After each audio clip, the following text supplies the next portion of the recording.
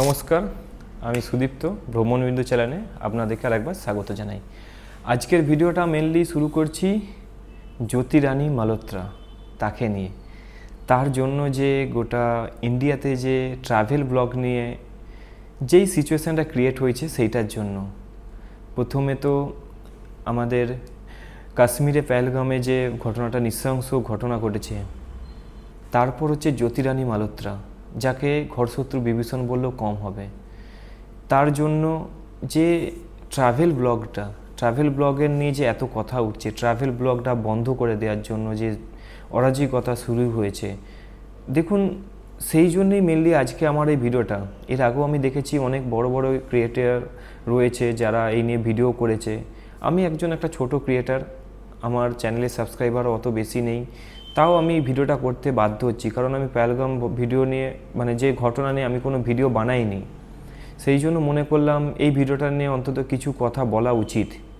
কারণ দেখুন, এখানে এখনকার দিনে অনেক ক্রিয়েটার আছে যারা ফুড ব্লগিং করে, ট্রাভেল ব্লগ করে, ডেইলি ব্লগ করে।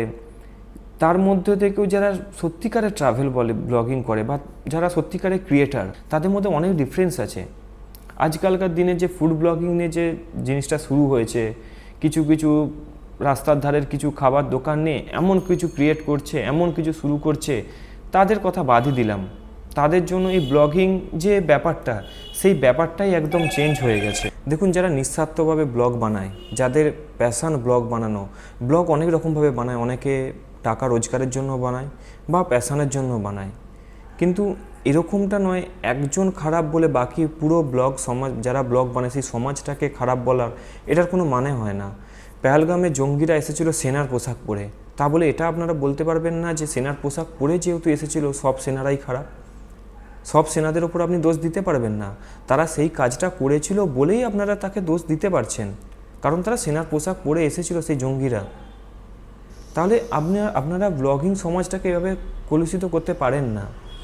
আমিও ব্লগ বানাই, আমি একটা ছোট ক্রিয়েটার, আমার এখনও চ্যানেল মনিটাইজ হয়নি, কিছু হয়নি, তারপরেও আমি ভিডিও বানাচ্ছি, কারণ আমার মনে হচ্ছে ভিডিওটা বানানো প্রয়োজন, বাকি সমাজকেও দেখানো প্রয়োজন। কিন্তু জ্যোতি মালহোত্রার মতন কিছু একজন দুজন বেরিয়েই যায় যারা দেশদ্রোহিতা করে, তাদের নেচারটাই এরকম হয়ে যায়।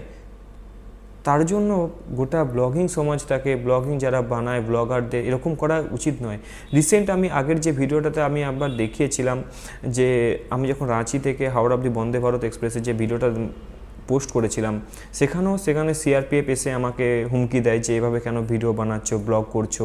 তাকে আমি ভালোভাবে জানার চেষ্টা করি কী জন্য এখানে কি এখন কি ব্লগ বানানো কোনো কিছু অসুবিধা আছে বা কিছু। সে আমাকে ডাইরেক্ট বলেনি যে না, ব্লগ বানানো যাবে না, যদি ব্লগ বানাও সিআরপিএফ এসে আপনার সমস্ত গ্যাজেট সিজ করে নেবে।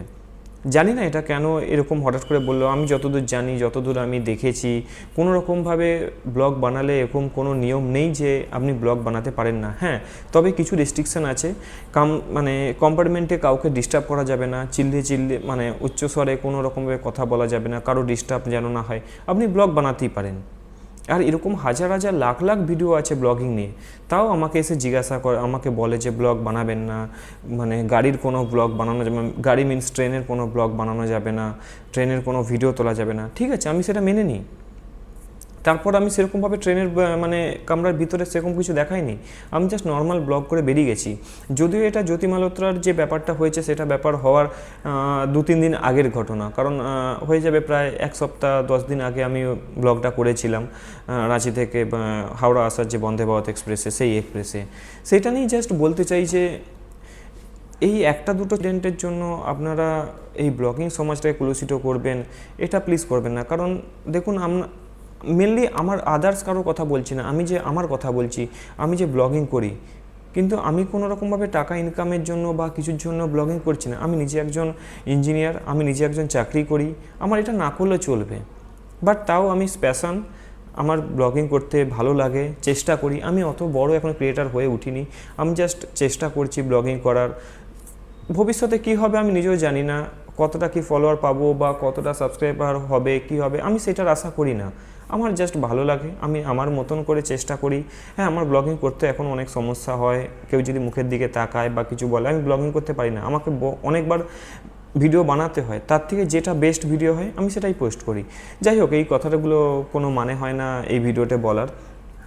মেনলি যে সমস্যা, যে জ্যোতি মালহোত্রাকে নিয়ে যে সমস্যা, আমি আশা করছি ভারতবর্ষের যে এনআইএ যে তদন্ত কমিটি গঠন করেছে তার উপর কঠোর থেকে কঠোরতম শাস্তি নিক। কারণ পাকিস্তানের গুপ্তচর হিসাবে এতদিন ধরে ভারতে থেকে ভারতের খেয়ে যে কাজটা করেছে, ব্লগিংয়ের নামে চারদিকে ঘুরে যে ভিডিও পোস্ট করে, ইভেন কলকাতাতেও এসে কলকাতার বহু জায়গাতে ঘুরেছে, ভিডিও পোস্ট করেছে, সব কিছু করেছে, সেই নিয়ে সেই সমস্ত ইনফরমেশান পাকিস্তানে পাঠিয়েছে, সেই নিয়ে কঠোর থেকে কঠোরতম শাস্তি পাক, আমি সেটাই আশা করব।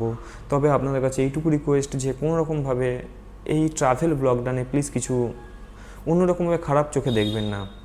হ্যাঁ, বাকি অনেক রকম ব্লগ হয়, অনেক কিছু হয়। এখন রিসেন্ট যে দেখতে পাচ্ছি এখন ফুড ব্লগিংয়ের নামে যে ব্যাপারটা চলছে সেটা মোটেও ঠিক নয়। কারণ কিছু কিছু এমন দোকানদার, কিছু কিছু দোকান নিয়ে এমনভাবে যে জিনিসটা চলছে সেটা মোটেও অস্বস্তিকর হয়ে পড়েছে মানুষের কাছে। তাদের জন্য নর্মাল যারা ব্লগ করে তাদেরকে পছন্দ করছে না মানুষ। যখন দেখছে ফুড ব্লগ বা কিছু, তখনই তারা সেই জিনিসটাকে অ্যাভয়েড করে যাচ্ছে, তাদেরকে একদম ভালো চোখে মানুষ দেখছে না।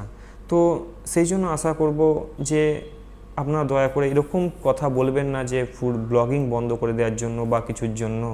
দেখুন, আমার যদি এটা না করি আমার তাও চলবে, বাকি যারা এর ওপর নির্ভর, ব্লগিংয়ের ওপর তাদের সংলাপ বলতে পারেন, তাদের জীবিকা নির্ভর করে, তাদের অনেক বড় ক্ষতি হয়ে যেতে পারে। তাই আশা করব এরকম ধরনের কোনো কথা দয়া করে বলবেন না। আর আশা করি মানে যে তদন্তটা এগাচ্ছে সেটা সঠিক পথেই এগাবে এবং সঠিকভাবেই সেটা চলবে, এবং তার জন্য যে কঠোর থেকে কঠোরতম শাস্তি সেটা অবশ্যই জ্যোতি মালহোত্রা পাবে, আর সেটা পাওয়াটাই স্বাভাবিক। বাস এইটুকুই বলা ছিল। কিছু ভিডিও আমি দেখেছিলাম, আমার মনে হয়েছিল ভিডিওটা এই নিয়ে ভিডিও করার প্রয়োজন, সেই জন্যই জাস্ট একটা ভিডিও করলাম। এবার জানি না আগামী দিনে এমন কি আসতে পারে কি ব্লগিং এই যে ব্যাপারটাই হয়তো বন্ধ হয়ে যেতে পারে কি না হতে পারে, সেটা নিয়েও আমার জানি না কি হতে পারে। তো দেখি আগামী দিনে কি হতে পারে, কি হয়, এইটুকুই। সবাই ভালো থাকবেন, সুস্থ থাকবেন। আমি সুদীপ্ত, আর আপনারা দেখছেন ভ্রমণবিন্দু ইউটিউব চ্যানেল। আর যদি ভিডিওটা একটুও যদি ভালো লেগে থাকে বা ইনফরমেটিভ হয়ে থাকে, অবশ্যই লাইক করে সাবস্ক্রাইব করবেন, আর অবশ্যই আমার পাশে থাকবেন। দেখা হচ্ছে পরবর্তী একটা ভিডিওতে। নমস্কার।